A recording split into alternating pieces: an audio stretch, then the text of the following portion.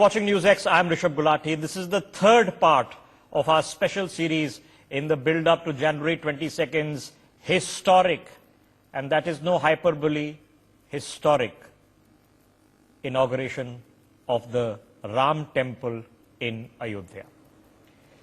Ladies and gentlemen, for whoever's watching this broadcast in India and abroad, I've told this story before, and I will happily tell it again and again until it no longer needs to be told. It's rather anecdotal, and it's equally poignant. On a trip to Thailand, I was looking at my ticket, and it says you're leaving from IGI, New Delhi, and landing in the Swarna Bhumi International Airport. Now, being from India, it's perfectly recognizable Swarna Bhumi, Sanskrit, golden land. And I was thinking to myself, surely this can't be a coincidence. This is Sanskrit. Then, of course, one reads up, and now it's easy to read up. Once upon a time, it was far more difficult to get the right historical perspective. And then one is agog that it's not a coincidence. It is, in fact, that the head of state of Thailand is King Rama X. That just a 45-minute drive from Bangkok lies the city of Ayodhya, which was the progenitor in the 12th and 13th centuries AD of Siam, which is now modern-day Thailand. So a country that is 95% Buddhist readily acknowledges its Indic culture to the extent that its national emblem is the Garuda. And where else is the Garuda the national emblem? In Indonesia, which is a Muslim majority country. And I then remember that once upon a time, there was a president of Indonesia called Sukarno, and his daughter was called Sukarno Putri. It's not a leap of, again, Sanskrit imagination to know exactly what that meant. And that started a journey many years ago for me, and I've had the privilege of sharing that journey with the very privileged position I have of being editorially head of a major news network here in India, to have interesting conversations, because these conversations were not had with me. It's a civilizational, cultural relation that I had no clue about, and I considered myself an educated, empowered member of India's citizenry. So today, we have a special telecast, and 6 very interesting people are joining us from all over the world, from Sri Lanka to Cambodia to the US, from Fiji, from Moscow. So we are having a truly global conversation on Indic civilization. Of course, the perspective is Lord Ram, civilizational roots. Let me kick this off. Our first guest in this special telecast is BVR Sankuratri. He is convener of the Global Encyclopedia for the Ramayana of the Sri Lanka chapter. He has been leading the revival of this project. He's also authored a book called My Name is Ravana. Sankuratri ji, welcome to this special telecast on NewsX, sir. Can you please tell us a bit about first your book, My Name is Ravana? My Name is Ravana. It is a long journey. I first started writing, I wrote this book in the year 2014, but I wrote this after a lot of worry, a lot of the mind struggle, all this stuff. The concept is this. So Sri Lanka today is having more than 50 sites marked having connection to epic Ramayana. And these 50 sites are being identified by the government of Sri Lanka. And beyond this, there are local legends where people also say, this is also connected to Sri Lanka, this is also connected to Ramayana, this is also connected to Ramayana. But there are around 50 sites which are marked by the government itself, having connection to epic Ramayana. Now, when if it is promoted, it is advantage to the Sri Lanka itself. But when the question is why is not going in the pace it is supposed to go, the question is like, promoting Ramayana in any part of the world is different than promoting Ramayana in Sri Lanka, because they don't hate Rama, but they also admire Ravana. That is the catch. So, and the Indians generally think that Sri Lankans will pray to Ravana. There are temples to Ravana there. No, it's not. But it is like if you say that there is a hero worship and God worship. Ravana is more like a hero worship there in Lanka, like how superstars in India like Rajnikant or Chiranjeevi is being taken to deep into their heart of the fans. Like that, these people take Ravana deep into their hearts, and they strongly believe that they are the descendants of King Ravana.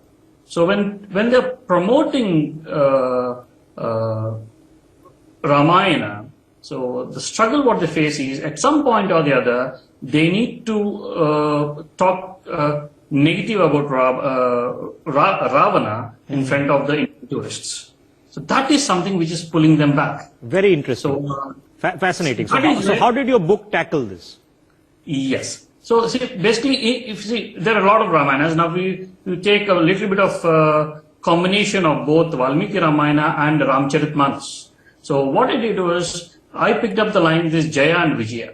So when the book starts saying where Ravana himself will be narrating Ramayana, and he starts boasting about himself, and then says, guys, do you know that I myself am the biggest devotee of Sri Rama himself.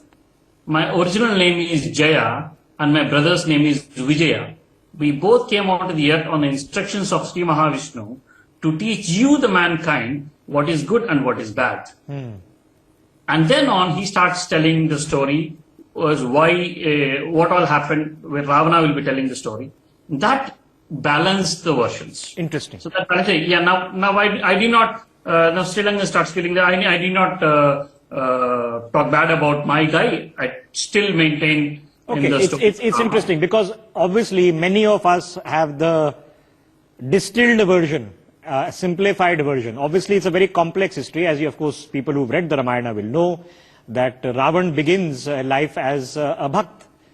He is one of the saintly people, of course, and he is awarded his powers by the gods. Yes. And then what happens with those powers and the misuse of them then becomes the story of the good and the evil.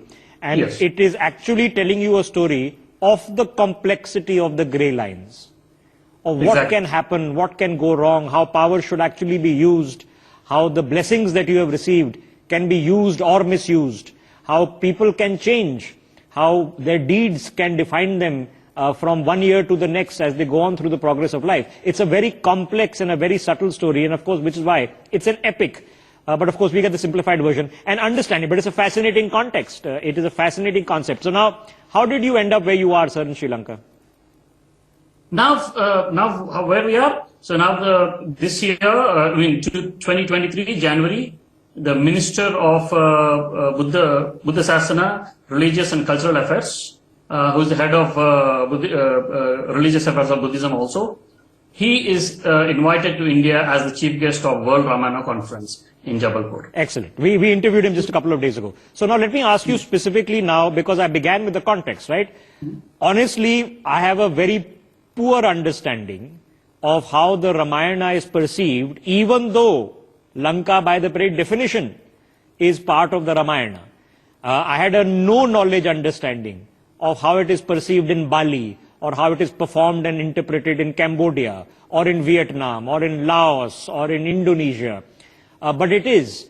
So how do we, in a project, which was, I'm assuming, what the Global Ramayana Encyclopedia was trying to do, first you tell us what the aim was, and then we'll discuss quickly how to revive it. Can you repeat the last statement, please? What was the aim of the Global Ramayana project, sir? What is the aim? Okay. So on a broader angle, there are two objectives.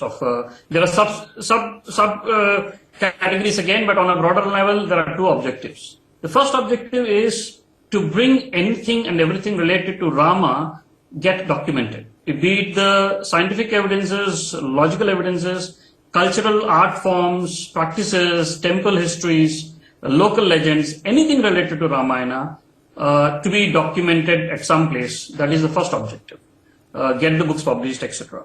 And the second objective is today Ramayana's presence is in over 100 countries globally. Of course, dominatingly in South Asia and Southeast Asia.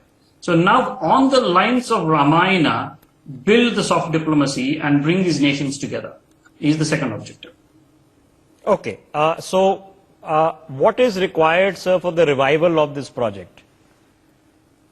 The first thing is we need to, we initiated with all the private parties who are interested, like Michael from USA, Balram Singh ji, Rameshwar ji, etc. from different parts of the world. So now the next step is we need to slowly get to a level where we involve the governments also into this, those respective governments. So to some level, Sri Lanka part was very successful. We are able to make the respective government authorities to involve in some way or the other. Probably in this year or the next year, like how we are celebrating Ramayana festival, Sri Lanka may also start Rama Ravana festival shortly. Interesting, absolutely fascinating, and just understanding the subtleties of it itself would be fascinating, and that's why it's a fascinating journey. I mean, you're looking at your screens from Portugal to Cambodia, a fascinating journey. Thank you, sir, for the work that you're doing. It's and whatever we can do to facilitate it out of just sheer interest and fascination, I think it deserves a great recognition and whatever support that is available from all quarters. That was Mr. Balarao Sankuratri, who is not only an author but convener who's trying to revive this project for the Global Encyclopedia for the Ramayana. Now joining us on the broadcast is Dr. Stephen Fernandez, founding director of IPAG in Cambodia, who is and has worked on several artistic projects regarding the Ramayana, including Sita, the Ramayana Revisited, which premiered at the 2015 Asia Pacific Bondo Drama Schools at the College of Arts in Singapore. Dr. Fernandez, thank you very much for joining us on the broadcast. Can you tell us a bit about why you got involved in this project, sir? How did it start? Just a little correction. I represent the Philippines. Yeah, please. Yeah. Oh, I'll make that correction on our screens as well. Sir. Noted. Okay, please, so namaste and good evening to everyone. Our position in Asia and ASEAN is on the fringes. So you will note that in all the cultural relationships that we have with, for example, the greater Indian influences, we have the least influence from all of this. Basically, because of our position, and because perhaps among all Asian nations we have, with, for example, the greater Indian influences, we have the least influence from all of this. Basically, because of our position, and because perhaps among all Asian nations we have been the most colonized, westernized. So our advocacy here was to take in now derivatives. So when we talk about the Ramayana, we are talking about an epic that does not exist in our country. But what exists are derivatives in areas that come closest to the boundaries of Southeast Asia and Asia, most especially those that come in the southern borders of our country. But nevertheless, the narratives, the plot, they are still there. However, they have taken a different context away from the Hindu or the Indian spiritual context. Take it in, for example, an Islamized context or even a Christian context. So what is left behind now is a plot that is based, even the names and the characters have been changed, a plot that is based on the Ramayana. However, what we did now was try to gather all of these plots and try to put in and contemporize that to be able to engage a larger audience. And I believe that we have been very successful in trying to bring back this context, but now on a very contemporary note. Okay. I say successful because we were able to perhaps the only Philippine group that has performed in the Diputsawa of Ayodhya in a very religious festival that was accepted by a majority and a lot of people of a Ramayana that was Sita the Ramayana Revisited, that was narrated and and composed by us in contemporary form. And I think this is a milestone in our own theater. Okay. So what does the story actually say? What was the conclusion? I believe you performed all over the world, in Bangkok, in New Delhi, in Mumbai, and of course in Ayodhya as well. So what does the story tell us, sir? Yeah, it's the same story. It's the same story of, we ended the story with Sita getting into the fire. And this is there the story ends. We put in a very contemporary, episodic kind of a plot that engaged the audience in saying, okay, after Sita gets into the fire, what happens now? Who has the moral acceptance of all of this? Is it the narrative? Is it the audience? Is it Sita? It throws now a very, very large question to the audience, to engage the audience into this kind of a disposition, this kind of an argument, so to speak. Okay. Okay, Dr. Fernandez, so what do you make from your viewpoint of what is now happening in Ayodhya? As you well know, the new Ram temple is about to be inaugurated. What do you make of what is now happening in Ayodhya? Well, Ayodhya, to me, has been a very spiritual experience, really. And this was really a very, very new experience to me because it was, when we first arrived in Ayodhya, and in that area of India, this is where we were introduced to the narratives of Isa, which is actually our Christ. It has the same narrative. So to us, it gave us, in other words, the Sita that we created, the Sita that we invented, that we composed based on the plot, became now our portals in connecting with our own spirituality. What was a contemporary possibly creation of Filipino culture that has very, very weak roots with India, has now become part of a culture that has embedded us into that Hindu spirituality. So it was really a milestone for us, particularly. And we continue doing this. And it has been quite successful in many of the countries where the Rama is heritage. So Dr. Fernandez, have you, I'm sure you've come across Indians who did not know that such kind of work was going on, things that you were doing in the Philippines. Did a lot of people find it surprising or as fascinating as I'm finding it? Well, not really surprising because unfortunately there are people know very little about what we do in the Philippines, really. No, I have another experience, very recent experience, when we did the Panji ASEAN Festival about 2 months ago. And even in the Philippines, we do not have this, but we have derivatives. But there are derivatives nevertheless. And these derivatives that we have done in our performances, we have tried to mainstream them, and we'll continue to mainstream them. Similarly, in what we're doing with the Ramayana stories. Because the Ramayana, the epic, simply stays as archival in our schools, in our literature lessons. They are not lived. So when we put this now into theater, they become lived. They become an experience. People now become engaged with them. They live the same narratives. Whatever the meanings they bring, it is the more material thing there is that there is an engagement with that kind of an experience. Okay. How do we then logically take in a more cohesive way, sir? You, of course, working on a project that has brought life to such a notion. How do we more cohesively, in a systematic manner, have a better conversation between people in the Philippines and people in India about these stories, about exploring roots together? This is the most significant thing, I think, because it is through these stories that we try to put back our roots. We try to put back centuries of relationship. Something that has been lost because of colonization. Something that has been lost because of westernization.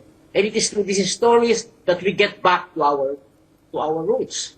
We get back to our history. We get back to our heritage. And so this is very significant for us getting back, reconnecting back into the ASEAN and Asian mainland.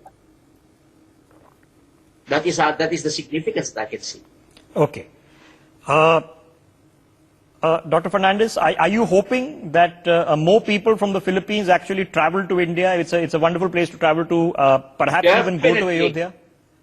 Definitely, definitely, and I'd like to see not only as a tourist kind of gratitude, but I'd like to see as a spiritual kind of gratitude, because the spiritual connections which hit me, I'd like them to experience this. You see, I was surprised when I was looking at the Ganges River, and I was looking at in Kolkata, and I was looking at how people were being baptized, water being poured. It reminded me of the River Jordan. You see, so I tried to get this the baptism of John, the baptism of Jesus by John, and I see the connections, the spiritual connections, and all of this is started by developing a narrative that is based on heritage. Okay. Well, for people who are watching this broadcast, both live here on television and across the world online, a quick reminder, it's called Sita, the Ramayana Revisited. And it has been performed in many places all across the world, including in several places in India. Are you intending to perform anytime, do the performance anytime soon anywhere, sir? Yeah, definitely. Only the pandemic stopped us from going around. And we'll try to revive this. But in the Philippines, we're doing the rounds. Okay, where can people who are more interested in the project, where can they find you? Is there a website or a social media page they can find you? Yes. Go to IPAG Arts, because I belong to a group. I am director of the Integrated Performing Arts Guild. So you got IPAGARTS, IPAG Arts. Okay, there you have it. I'm sure you can Google that and read more about the project and hopefully find out on future performances. I look forward to seeing this performance as you have translated this into a story from a perspective of introducing it to a Filipino audience, but also across the world. Dr. Fernandez, it is a pleasure. We've spoke last a few years ago. It's great to speak with you again and have you on the telecast, and look forward to speaking to you again soon. Look forward to seeing the performance in the near future. That was Dr. Stephen Fernandez joining us, who's working on this in the Philippines. Now let's head across to the United States of America, where from Massachusetts, Professor Balram Singh, who's the president of the Institute of Advanced Studies, is joining us on the broadcast. Professor Balram Singh, first of all, let me ask you the most obvious question. What do you make of what is about to happen in Ayodhya? So how significant is it for you sitting all the way in Massachusetts, sir? Well, I do live in Massachusetts, but I am from Ayodhya. My home is in a village near Ayodhya. And so it is always pleasure. And fortunately, right now I'm in India. Right now sitting in Delhi, but I will be, but I would be skipping the 22nd, because we believe from Ayodhya side that we want other guests to come and enjoy, because we can go there anytime. So we want all the people, because it's so crowded, we would like all people from all over the world. And I have offered my house, my village is only 28 miles. We do have a building that we are starting a center. It's only 2 kilometers from the airport in Ayodhya. We have an institute that we are starting for studying the spirituality, yoga, and Ayurveda. And so we have some housing there also, just in case any one of you are running short of housing, please let me know. It might be our reporters for sure. Yeah, sure. We'll be happy. All right, Professor Singh. So, I mean, you have, of course, roots directly as geographically direct as possible. But in your life and your travels, and of course building a life abroad, and I'm assuming a part of family is here and a part of family will be in the US with you. Yes. What is the significance then of Ram, of the spiritualism of the Ramayana, of the story, of the lessons it taught us, and how are they being propagated, or what interest is shown in them in the people you interact with?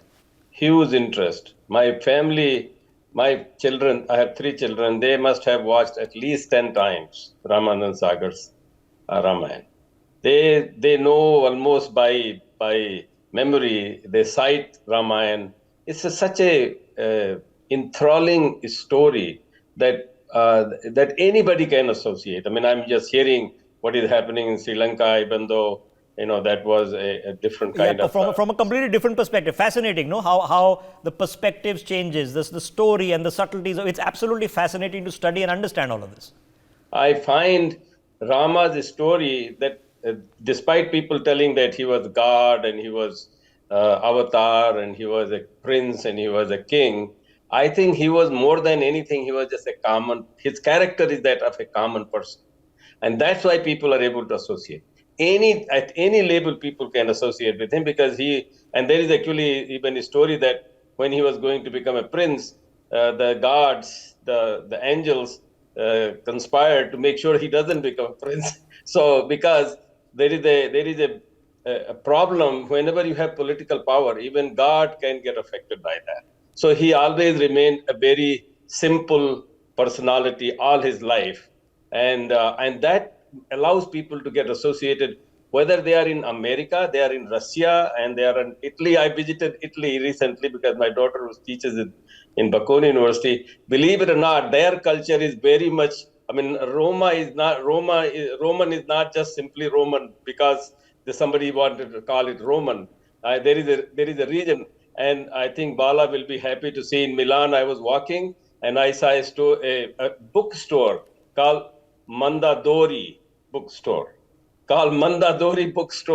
And so you can just imagine there is a city also called Ramana.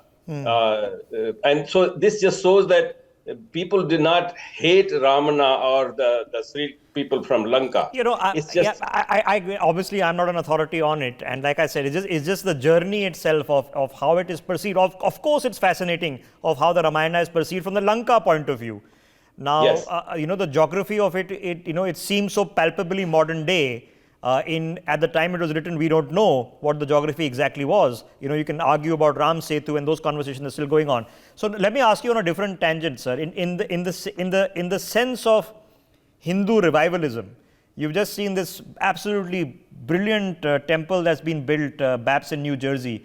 You might be familiar with it. There's another one coming up in Abu Dhabi. It's being very lovingly built, obviously at great effort and great expense. What do you make of this revivalism in Hindu art, in Hindu architecture, in Hindu spirituality? What do you make of all of this, sir? I have 2-3 ideas about that. One is, according to DNA and chromosome analysis, at least for the last 70,000 years, all these people that you just mentioned, they have been in India for thousands of years before they migrated. So they have this, the culture does not just run away. You have the humanity with you. So I think that's part of the thing that they really have that culture. But the other thing is that there is a problem in the world. Rama also faced a problem. And how he approached it is a very important thing because people can associate. Nobody can associate almost with no leader in the world right now. I mean, the days of Mahatma Gandhi and other people are gone when people were associating. So people are feeling very lonely. And I think my reading of this is that when they hear the story of a simple person who took so much trouble to do the right things, I think that hits them. Okay. So that's very important. Okay. Now I'm going to ask you a different question, sir, before we wind up this interaction. So you've obviously, gone from near Ayodhya, where you say you were born and brought up. You ended up in Massachusetts. There are a lot of people, sir. I mean, not just the Beatles, but recently, I heard Steve Jobs, your Tim Cook, Mark Zuckerberg. They've all said that, that amongst them, during their times of trying to figure out what to do next and times of trouble and trial and mental fatigue, that they've visited India and they've taken long tours in India to try to rediscover themselves, re-energize their purpose. So a reverse visit has happened. You've obviously gone there to work in the technical field and get involved in economic opportunities. But the people at the helm of economic opportunities, who are incidentally not of Indian descent, have sought to get deeper understanding. I know it became controversial, but we saw in the movie Oppenheimer the references that were being made. Other scientists, Niels Bohr, many others refer to the Upanishads and the Gita. What is this all indicating to us, sir? Well, again, I think the important thing to pay attention to is that even though I went for my studies and then for maybe less economic region, more for science, But when you look at the science, the science does not develop into this, even though right now the world thinks that it's the GDP that is driving the science. But really, the real science creativity will come when you are free. And the concept of Ram Raj and the concept of Praja is not understood very well right now. It's misunderstood because people think Praja is somebody, just labor. Actually, Praja are the Prajapati, Brahma is a Prajapati and the Vishwakarma is a god. So these so-called Praja were the creative people. Pra means very intense, Ja means creative. So it is intensively creative people. And my institutions, I have 3, 4 right now, are bringing this whole idea to not only here, but also in the United States. Okay. When people come there and they see that you are being creative, and that gives you the independence, that gives you the self-reliance, I think that is very attractive. All right. It was a pleasure interacting with you, Professor Singh. Thanks very much for joining us, and enjoy your trip to India before, of course, you head back in the projects that you're undertaking, which Sir has mentioned in Ayodhya as we speak. Of course, his hometown is very near the holy city. That was Professor Balram Singh. He currently lives in Massachusetts, visiting India as we speak. Okay, next up on the telecast, we have Santosh Mishra. He is currently director of the Swami Vivekananda Cultural Center in Fiji. Mr. Mishra, thank you very much for taking out the time for joining us. Can you help us understand, sir, what are your thoughts as you are watching this from Fiji about the buzz that is being generated, not just in India, but everywhere else about Ayodhya, sir? Hello, good evening, and Jai Sri Ram to everyone. First of all, let me correct you, Saurav. I have just completed my assignment as director of Swami Vivekananda Cultural Center in Fiji. I have come back to Delhi. Now I am joining you from Delhi itself. But I give you a perspective. Actually, I have visited many countries on government assignments, and I have myself studied the cultural aspect of India, which is present across the globe. Presence of Lord Ram across the world is all pervasive, and particularly the countries in which I was posted, like in Trinidad and in Fiji, it is all the more present. Ramayana, Ram Charitmanas, Hanuman Chalisa, all these things are very much present there, and people follow. To give you the genesis of globalization of Lord Ram, from whatever little knowledge I have, from historical perspective, as your honored guest joining from Philippines said, that there has been an ancient linkage, particularly from the countries in Southeast Asia, and Sri Lanka is, of course, it is part of Ramayana. But later on, when the Indian diaspora went across the world, they took Lord Rama's story everywhere. Okay, so let me ask you pointedly, sir, in the Fiji, which you just come back from, what was it? Is the Ramayana performed there? Is it something that is actually viewed there? Is it just the people who happen to be of Indian ethnic descent, or is it reasonably well known? Yes, out of more than 32 million people migrating from India and settling across the world, you have many people who were taken by the Britishers during their regime as on agreement. They are popularly called as Girmitiyas. And these Fiji is among that country that has about 50% of population of Indian descent. And most of the population which is settled there are from the heartland of Uttar Pradesh and Bihar, mostly from around the Ayodhya.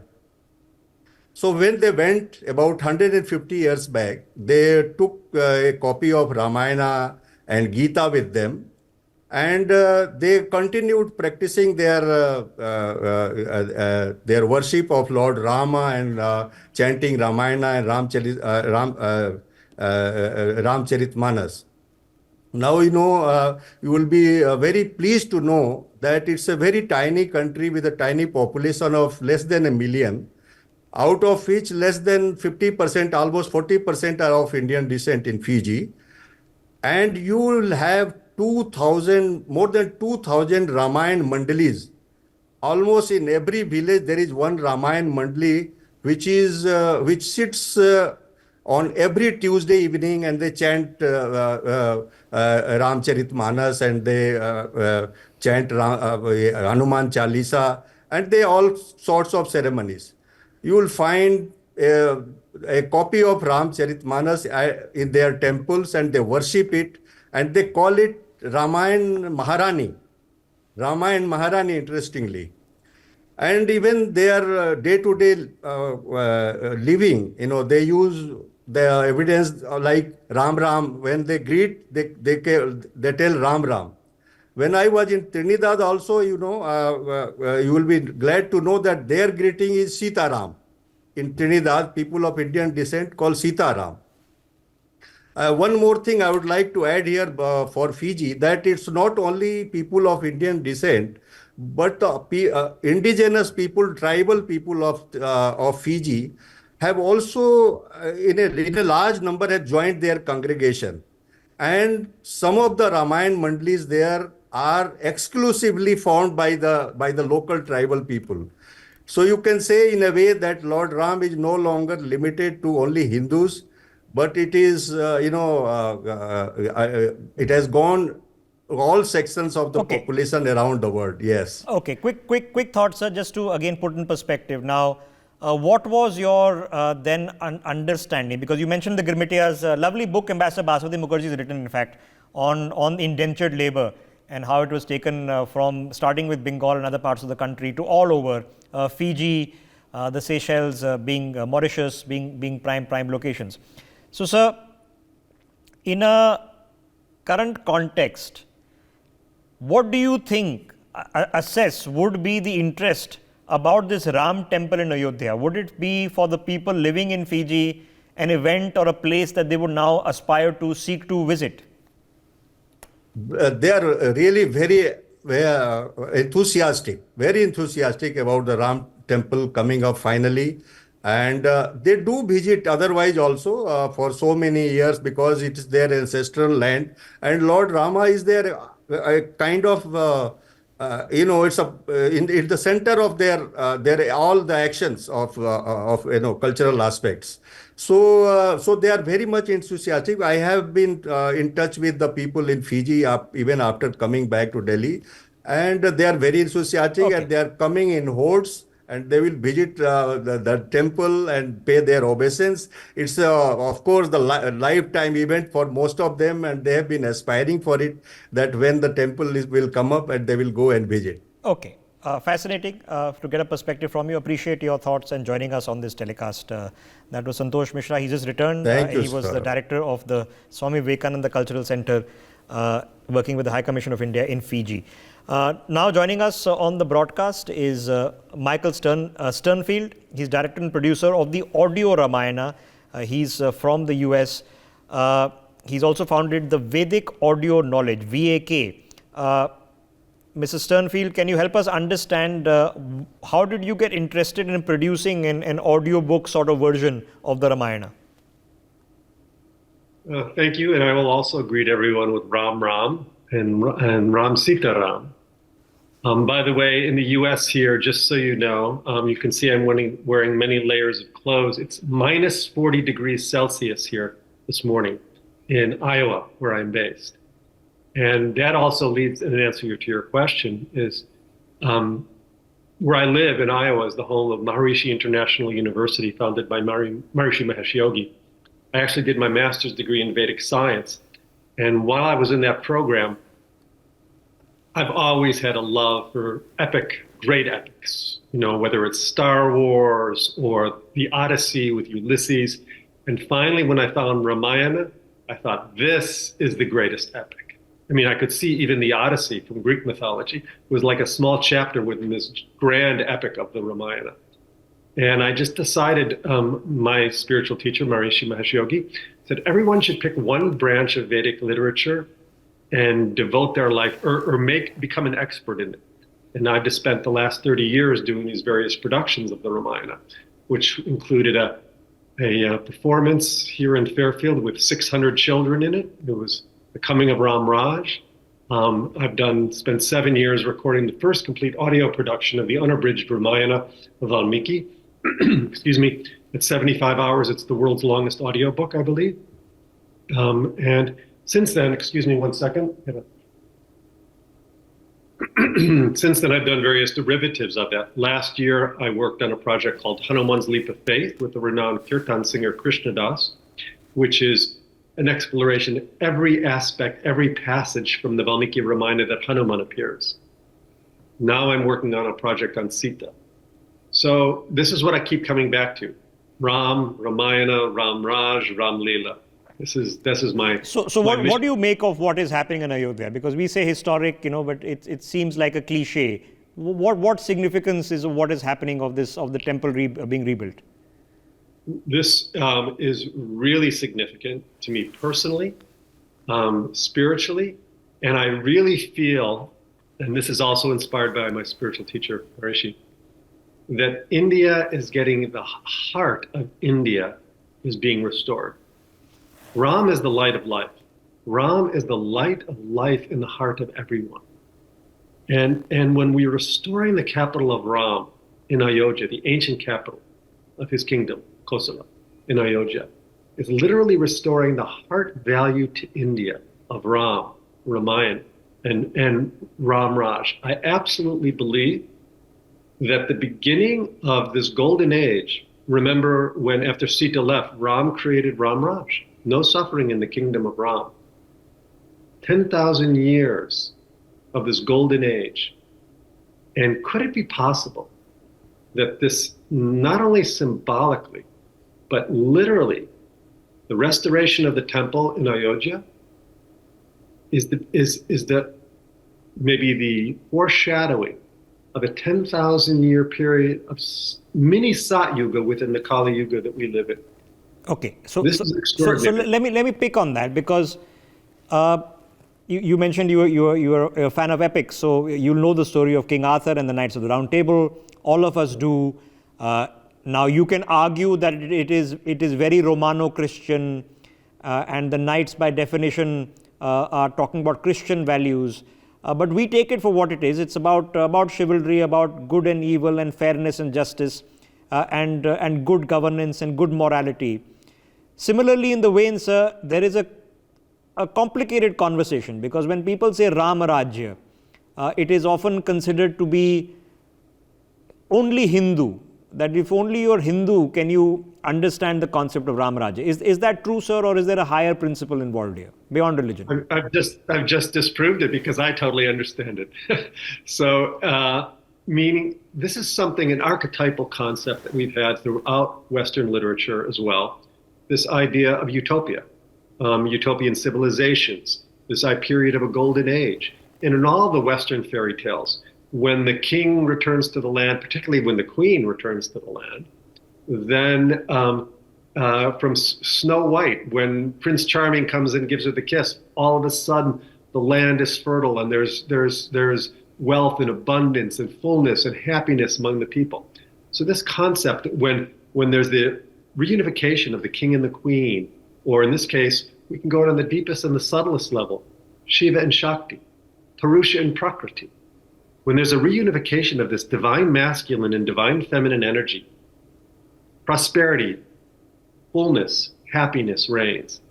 And that essentially was what Ram Raj really was. So this concept is very familiar to us in the West. We just call it by different names. But there is, throughout civilization, there's been this concept of utopia, of an ideal civilization, of a golden age. This is something that's archetypal, it's dear in people's consciousness. Okay. In another context, sir, and let me take that exact same conversation a bit further. Mr. Sternfield, now when we say that this is the story of the Ramayana, it's an epic. Perhaps it's not been made on the biggest movie yet, But what is your audience? Who are the kind of people who would want to listen to, even in part, a 75-hour long audio book? Who's the audience? Is it an audience that is already familiar with or is by definition of ethnic Indian origin or Hindu origin who's interested, or is there a larger audience? Well, what you've seen, the Ramayana has spread throughout the world through Thailand, Burma, Indonesia, Vietnam, Buddhist, Muslim countries. And it's also spread to the West. For example, there is a cultural center in Santa Cruz, California, that every year, we have a tradition in the United States that every year in December they perform the Tchaikovsky ballet, The Nutcracker. But in Santa Cruz, California, they do the Ramayana. So this is something that's spread throughout. And I've been teaching the Ramayana and working with children with the Ramayana here in the US now for 30 years. And because it's this archetypal story that resonates on a deeper level of experience with everyone, even if they weren't culturally brought up in it, they can resonate it. I've seen this over and over again. Okay. So what I've experienced with my productions, for example, in the early years, it was mostly people who, were involved with the meditation community that I'm a part of, who are interested, many people who watch the Ramanand Sagar videos. But over time, and that's why I began to do these shorter distillations, 7 hours instead of 75 hours. University libraries, many university libraries purchased it for their collection. But I'm telling you, my audience is not only Indo-Americans or NRIs. There are people all over the world who purchase it. My international demographics of the people who purchase this, it's really all over Europe. In fact, most of my customers, I would say, are European. Interesting. Okay. So now, in a context of such kind of revivalism, I, for example, have been to the Vatican. You don't have to be Catholic per se to admire the Sistine Chapel or see the statue of Pieta and be really deeply moved by it at a human level. So then Ayodhya, does it then become? Does it become a place where all peoples of many faiths can come and visit and discover something about life and spirituality and good versus evil, or is it per se then a Hindu destination? Well, I'm Jewish. I was brought up in a Jewish family. For us, we have the Promised Land, Israel. That's the Promised Land. Ayodhya, especially from the influence of Balram Singh and also someone that is working on with me on this Sita project, Acharya Shunya, who's also from Ayodhya. For me, Ayodhya has become the Promised Land. This is the ancestral home of Ra. And because I was influenced personally. Maharishi wrote a book in 1992, before the mosque was torn down, called Ram, Ramayana, Ramraj, Ramlila. And in this book, it was quite extraordinary, his anticipation of the future. Meaning, early 1992, this book was released. That when Ram is restored in Ayodhya, heaven will be tempted to come down to earth. And I always had that ideal vision in my heart. And now, for the inauguration of the Ram Mandir in Ayodhya, to me, it's absolutely a miracle, also based on this influence from this book that I've had since 1992, wondering, would this ever happen? Could this ever happen? And it's also extraordinary. Let me tell you, maybe you heard about that there was this course of 10,000 meditators who gathered in Hyderabad, spiritual luminaries from all the different spiritual groups came together in Hyderabad. It just ended yesterday, this 10,000 course. Now, this 10,000 course also was to enliven, to have as a group, 10,000 people meditating together, to send these waves of purity and sattva out into the environment. And isn't it so interesting that literally a week later, the inauguration.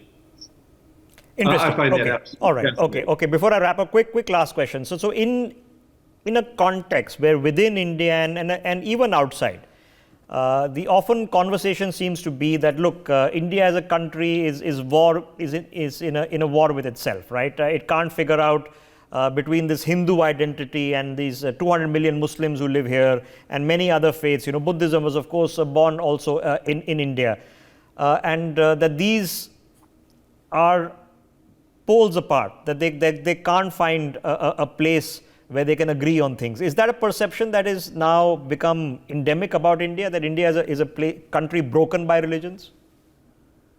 I mean, we see it happening in two places in the world that's extreme, that are melting pot countries. For example, what's happening in Israel, in Palestine. Even though they are brothers, the Israelis and the Palestinians, they seem impossible to come together. And the same thing in India with the Hindu and the Muslim population. How is it ever going to work out? And this is what I think what Bala said at the beginning, is that, you know, the soft diplomacy of the Ramayana, and also even more so than that, the principles of Dharma expressed in the Ramayana. I mean, Ram is the personification of Dharma, which is on a one level is the right codes of conduct, doing the right action. But on a deeper level, Dharma is this evolutionary flow of the universe. And this evolutionary flow in the universe to greater and greater wholeness, greater and greater knit together wholeness of life. That's totality. Okay. Brahman. Okay. And that, I think, the Ramayana could possibly usher in this period. Okay, thank you for painting a very refreshingly hopeful picture of the future, given the complexities of world affairs as we speak. That was Michael Sternfield. And where can we find the audio Ramayana, sir? I'm assuming it can be found online? Audio.com, Ramayyan, and then AUDIO, RamayanAudio.com. Okay, appreciate it. Thanks for your time, sir. Our last guest this evening on the broadcast is Dr. Rameshwar Singh. He's from the Disha Foundation and currently in Moscow. Rameshwar ji बहुत बहुत यहाँ पर स्वागत आपका NewsX के इस telecast में. आप ज़रा बता सकते हैं कि आप रशिया मॉस्को कब पहुँचे, कैसे पहुँचे? जय श्री राम. प्रोफेसर बलराम जी के घर के बगल से मैं हूँ, सुल्तानपुर से, अयोध्या से करीब 50 किलोमीटर दूर, तो अवध क्षेत्र से हूँ. तो हम यहाँ पर जैसे बलराम जी जेएनयू में थे, हम भी वहीं थे, और वहाँ से 82 में हम मॉस्को आ गए. तब से हम करीब more than 40 years I am in Moscow. तो यहाँ पर जो भी हो आदमी, हमने पढ़ा, पीएचडी की, और जैसे होते हैं जीवन की यात्रा, काम किए. इसके बाद हुआ कि नहीं, कुछ देश के लिए करना चाहिए, देश की स्पिरिचुअलिटी के लिए करना चाहिए. तो थोड़ी सी बात कहना चाहूँगा रामलीला के बारे में, रामायण के बारे में. रशिया में, सोवियत यूनियन में तुलसीदास का जो है रामचरितमानस करीब 46 में ऑलरेडी वाराणिकव जी के द्वारा ट्रांसलेट हो चुका था, और 60 में रामलीला मंचन चालू हुआ था, जिसमें पद्मश्री गेनादी पेचनिकव जी ने राम का रोल करते थे. उनको बाद में रूसी राम कहा जाता था. तो 80 के बाद रामलीला बंद हो गया. तो 70 में हमने 2017 में हमने फिर से रामलीला चालू किया. और जैसे हमारे बालाजी अभी कह रहे थे, वो भी हमारे साथ साथ रहे. दीपोत्सव में 2018, कुंभ मेला 2019, इसके बाद दीपोत्सव 2022 और 23 में हम लोगों ने रूस की रामलीला में पार्टिसिपेट किया. और यहाँ पर बहुत ही ज़्यादा उसके बारे में एक जिज्ञासा है कि देखिए, यहाँ फैमिली वो चीज़ें कंसेप्ट ख़त्म होता जा रहा है. बल्कि रशिया में तो ठीक है, लेकिन अगर आप देखेंगे, hello, can you hear me? हाँ जी रामेश्वर जी, आपकी आवाज़ आ रही है. तो ये कहाँ पर होती है? आपने बोला आपने रिवाइव किया, तो यहाँ पर ये क्या थिएट्रिकल परफॉर्मेंस होती है, ओपेरा परफॉर्मेंस होती है, म्यूजिकल करते हैं आप? कैसे करते हैं और कहाँ करते हैं? नहीं, ये थिएट्रिकल है, जगह जगह हम जाते हैं, हमारा अपना कोई वो नहीं है. पेंडेमिक के पहले 2019 में ये हुआ कि इनकी गवर्नमेंट ने कहा इसको बच्चों को दिखा देना चाहिए, दूर दूर लोग बच्चों को दिखें, सीखें, इसे सीख लें, क्योंकि हम यहाँ पर पुरुषोत्तम राम को दिखाते हैं, उनका वो वर्णन करते हैं. जैसे भगवान राम का जो है स्वयंवर से लेके और भगवान राम को अयोध्या वापस आने तक का एक एपिसोड जो है 20 मिनट में हम खत्म करते हैं. कुछ एक नए ढंग का, जो आज के डेट में ट्विटर की तरह लोग देखें कि लोग देखते भी हैं, समझते भी हैं, बहुत पसंद भी करते हैं उसको. और क्योंकि यूथ के लिए अब चाहिए, उनके पास इतना समय नहीं है, उनको कंसेप्ट समझना चाहिए. उनको तो कहाँ कर फिजिकल परफॉर्मेंस कहाँ कर पाए आप वो 2-3 साल में? करीब 5 साल में हमने अयोध्या, प्रयागराज ये ज़्यादा किए हैं। बाकी तो हम मॉस्को में करते रहते हैं। अभी आना था, हमारा आना नहीं हुआ। 6 शहरों में था, 15 से लेकर के 31 जनवरी तक, जिसमें दिल्ली, अयोध्या, लखनऊ, बनारस, इसके बाद था बनारस, तो सीतामढ़ी। इसमें लेकिन वो आजकल जो विजिट मॉस्को कैंसिल में हो गई। परफॉर्मेंसेस होती हैं, उनके वहां पर एक्टर कहाँ से होते हैं? क्या यहाँ से जाते हैं एक्टर? सारे रशियन, नहीं नहीं, सारे रशियन, रशियन एक्टर है। सारे रशियन यंग, रशियन यंग। तो इसमें अभी डायलॉग 22 तारीख को इसमें डायलॉग भी है क्या? डायलॉग रशियन में होता है फिर? डायलॉग रशियन में होता है। और क्योंकि अभी जो प्राण प्रस्थान हो रहा है, उसके लिए हम 22 तारीख को एक बहुत बड़ा महोत्सव कर रहे हैं। यहाँ पर सारे इंडियन रशियन कम्युनिटी इकट्ठा होंगी, जहाँ हम रामलीला दिखाएंगे, राम आरती करेंगे, जिसमें बहुत ज़्यादा रशियन भी होंगे। इंडियन कम्युनिटी तो रहेगी ही उनको, और इसके बाद जो है उनको प्रसाद दिया जाएगा। तो हम चाहते हैं कि लोग देखें, जानें।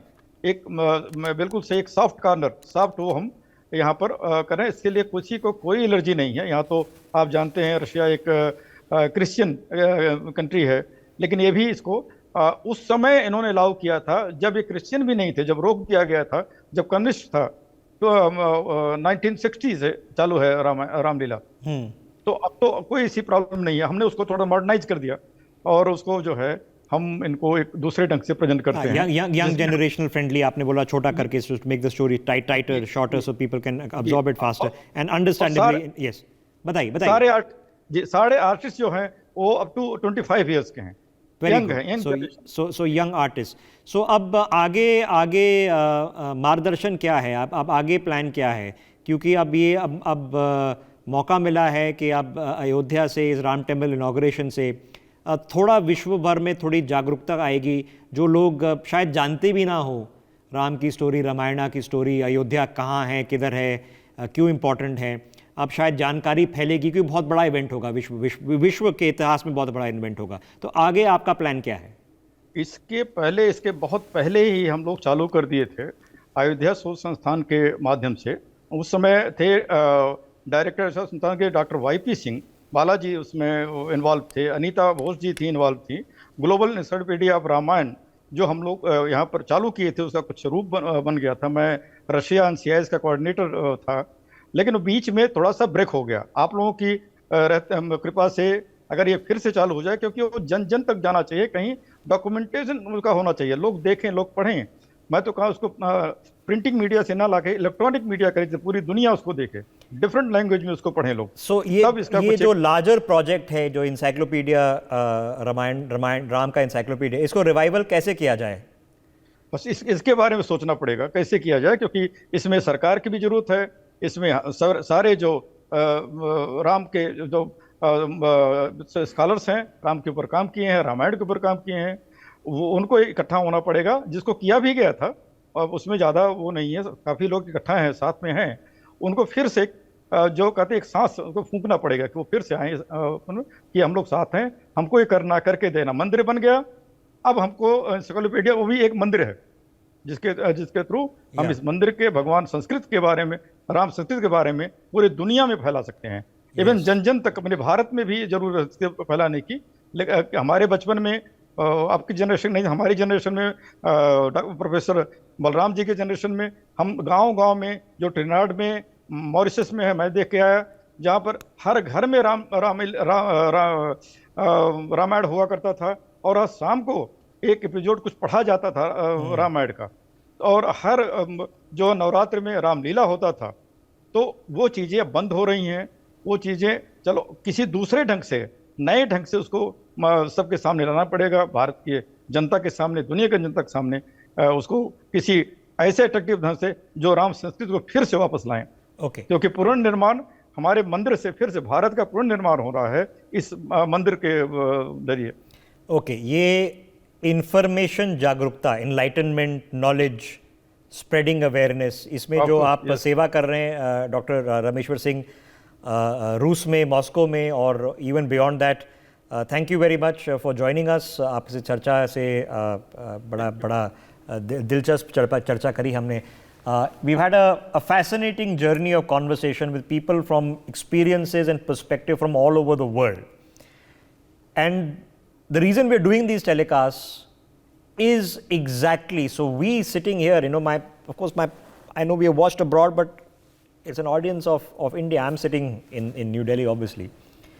Is the perspective lifts that, you know what, actually there is a global good of a footprint in the knowledge systems that come out of these epics. That has got nothing to do primarily only for Hindus and for Hinduism.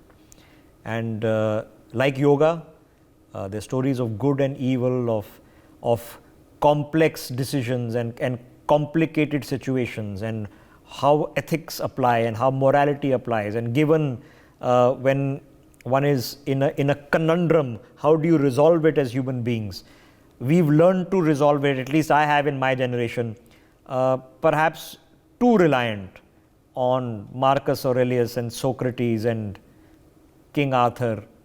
Perhaps there's a lot of interesting things and lessons for the entire world to learn from the stories, which is an Indian epic, but in part is history, part is culture, part is spirituality, and part is for sure philosophy.